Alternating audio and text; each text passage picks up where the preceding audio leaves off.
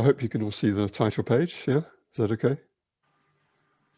Yeah, good. Okay, I'll go ahead. The title, Father and Son, is the title of a Barbara Hepworth piece, if you're not already familiar. So you'll see that in a minute.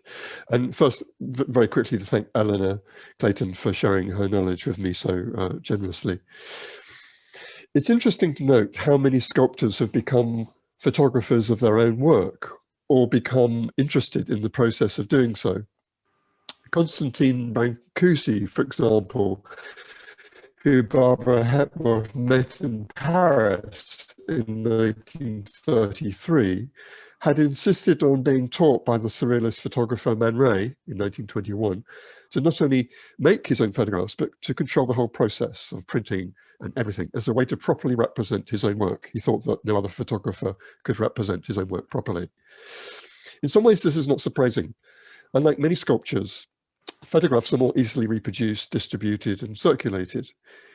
The history of this reproductive value of the photographic image is very well known since Walter Benjamin's writings of the 1930s. And probably almost all of us here will encounter the photograph of a thing before the thing itself in today's culture.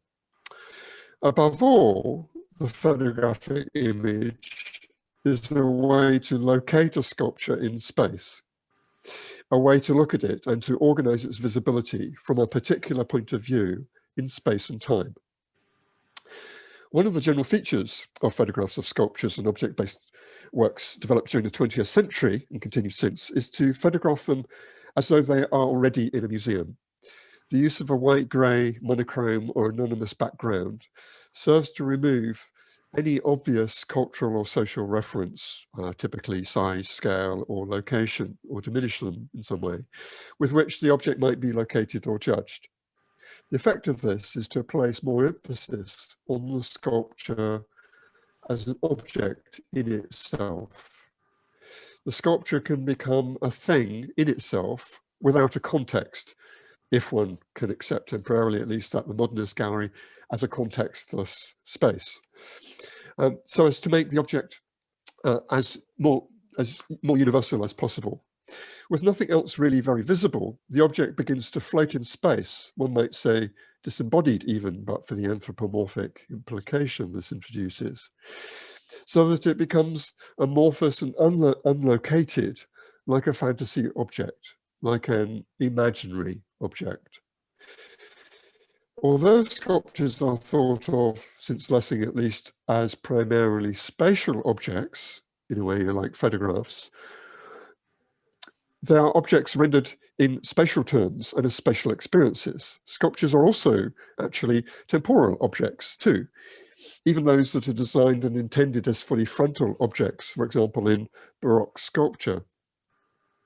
As the spectator looks and moves around the surface area of any sculpture, they discover its three-dimensional character, and so they also temporalize the experience of the object as well.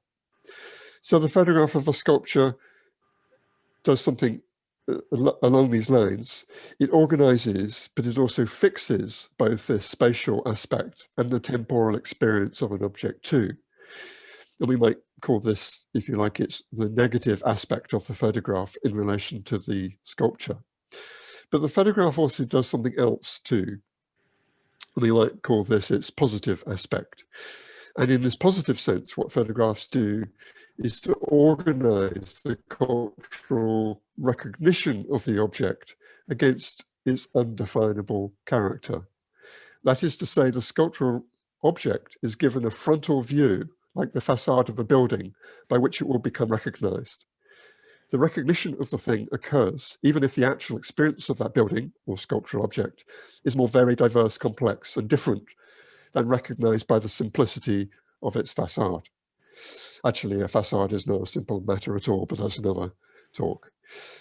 Photographs are, of course, traditionally, but not exclusively, two-dimensional.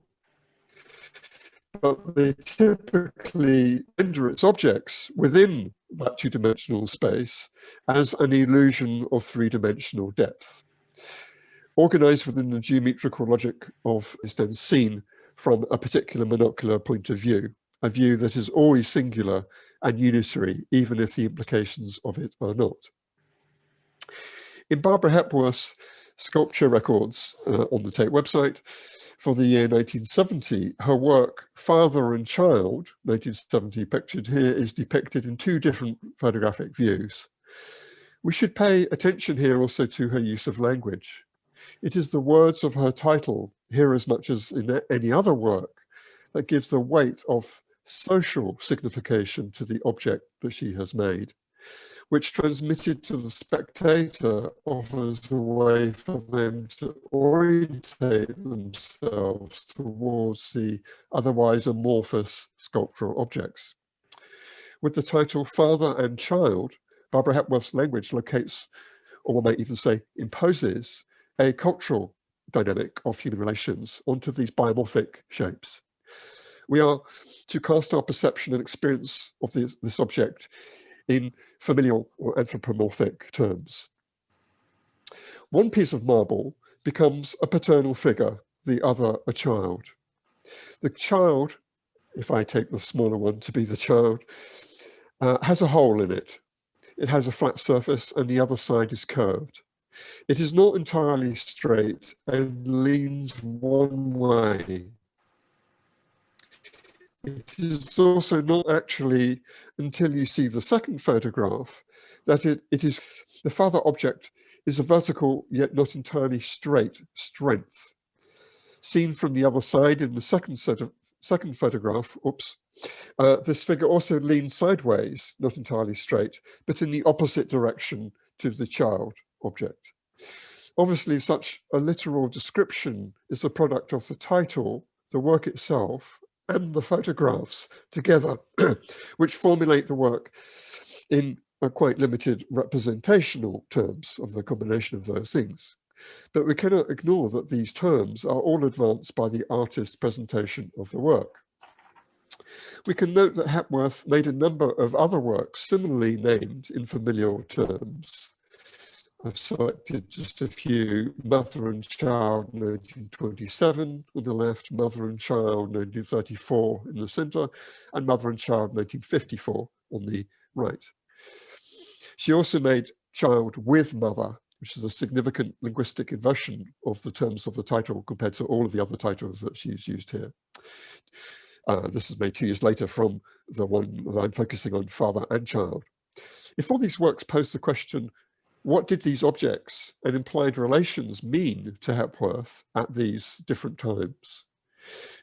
Or we could actually even reframe this more specifically in the light of someone like Julia Kristeva's famous essay, Woman's Time, in relation to familial terms. Then we might ask what these photographs of her objects signify in terms of family relations in this whole trajectory. I'm going to focus back on this father and child. On the one hand, a father, whose body image is typically taken to represent a patriarch, is proposed as a form alongside the smaller form, given shape as figure of his progeny as a child. In one photograph, this one, the two figure forms are separate. This is a product of the photograph, specifically, right? Separated by a slither of space between them. Yet both lean in the same. In the other photograph, the two figures overlap. They stand on the same ground, yet lean in completely different directions, as though opposed to each other. Each photograph is a point of view. Each has its own point of view, which establishes, in a way, the identity of the object. We can understand here the dissatisfaction of sculptures with single photographs of their work. As Barbara Hepworth writes in a letter in June 1970, and this is what I wanted to thank Eleanor for, I'm just going to quote a couple of extracts from it. She says, "I have this most unfortunate aptitude for making my carvings non-photogenic." Now, in the light of what Alice's citation of Hepworth saying that she herself is not photogenic, it's interesting to see her in this sort of self-deprecating way, both towards her own image and the image of her objects being somehow lacking. She writes, it's jolly good on television, obviously, which moves around them, but most frustrating in a book. I look at photos now more as an identikit. She goes on, however, the works themselves are quite lovable when touched and walked around. Again, she emphasizes the temporality in the process of looking at the object compared to the static instant of the still photograph. The identikit is the old analog system for constructing the picture of a person, especially one sought by the police, whose image is reconstructed from typical facial features according to witnesses' descriptions. For Hepworth, the sculpture must be put in a witness protection program. The photograph of it is used to identify the suspect. Yet I suspect any dismissive ingratitude towards photography here is misplaced. I mean, I think calling the use of photography as an identikit is a rather dismissive way to think of the importance of the photograph. The photographs of Barbara Hepworth sculptures enable us to see and think about their material form and potential meanings in a very particular way. Barbara Hepworth rightly points to the dialogic distinction between identity photographs, the identikit, and the objects that they help make us recognize. There is no sense that one should or could replace the other, the photograph for the object or the object for the photograph. Although to entirely separate them in contemporary culture would be to suggest that it is possible to separate the passport image of a person from their identity as such, whereas they should be understood to operate in a dialogical unity. And I think that's the point that's rendered from both this instance and her paper. Okay, that's my talk. I will stop there. Thank you.